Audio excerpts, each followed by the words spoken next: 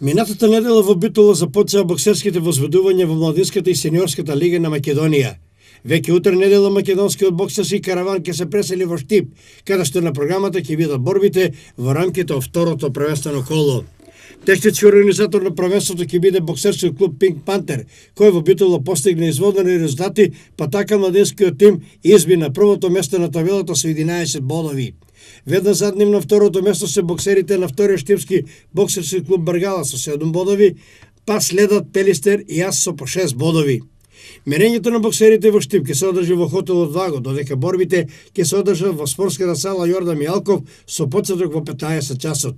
Радува податокот дека борбите во Битола беа доста жестоки и мощни атрактивни, за што голем удел и придонес имаше многобројната публика, која според извештаите од Битола ги имало над 2000 посетители. Знаејќи штипската публика, која е жедна и желна за бокс, се очекува спортската сала Јордан Мијалков утре недела во Штип да биде исполнета до последното место.